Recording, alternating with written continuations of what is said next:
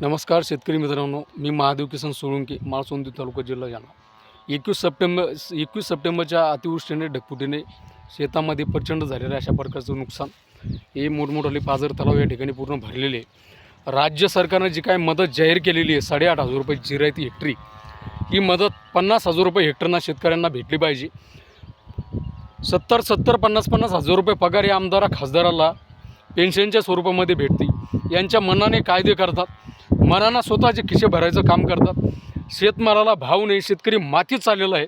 शेतकऱ्याच्या बांधावर येतात, मजाक करतात, विटामना केल्यासारखं हसतात, दात करतात आमदार खासदार।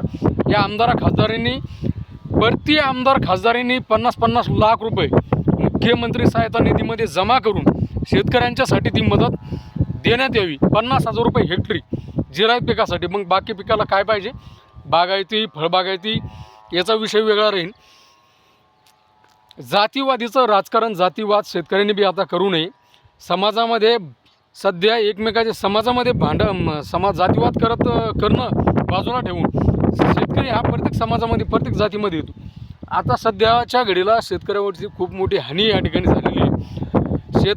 सरकारकडून कशी जास्तीत जास्त मदत आपल्या शेतकरी प्रवर्गाला या ठिकाणी घेता येईल याचा प्रयत्न करायचा। आमदारा खासदाराला त्याला सांगायचं, तुझ्या लेकरा बाळाची तुला शपथ आहे, तुझ्या फॅमिलीवरती अशी जर घटना तुझ्या समोर जर आली तर तुझी परिस्थिती काय होणार आहे, हा विचार शेतकऱ्यांनी करायचा। आणि त्या आमदार खासदाराला हे प्रश्न त्यांच्या समोर ठेवायचे। जसे एक पत्रकार आहेत मी ज्यांना ग्रेट मानतो, विलासजी बडे साहेब, बीड जिल्ह्यातले पत्रकार आहेत। शेतकऱ्याच्या बांधावर जातात, अत्यंत चांगल्या प्रकारचं विश्लेषण करून सरकारपुढं ते मुद्दा त्या ठिकाणी दाखवतात, शेतकऱ्याची परिस्थिती काय आहे ती। बाकीच्या पत्रकारांनी हाच विचार करायचा। शेतकऱ्यांच्या बद्दल चांगल्या भावना जे या मला आता सगळ्या दिसणार आहेत। कोणते शेतकरी पत्रकार शेतकऱ्यांच्या भावना सरकारपर्यंत पोहोचवत आहेत, कोणते आमदार खासदार शेतकऱ्यांच्याबद्दल त्या ठिकाणी मैदानात येऊन शेतकऱ्यांच्या बांधावरती येऊन शेतकऱ्याच्या समस्या सरकारला कशा प्रकारे दाखवत आहेत, हे आमच्या ध्यानात राहणार आहे।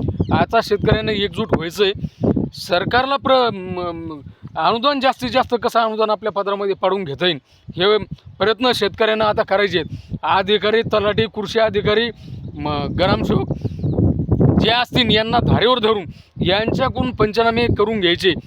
आणि नुकसान जे झालेलं आहे, नुकसान प्रत्येक शेतकऱ्याचं संपूर्ण नुकसान झालेलं, वल्ला दुष्काळ जाहीर करून सरसकट कर्जमाफी या सरकारने करायला पाहिजे। जर कर्जमाफी नाही केली तर हे सरकार आणि शेतकरी हे भविष्यामध्ये खूप मोठी या ठिकाणी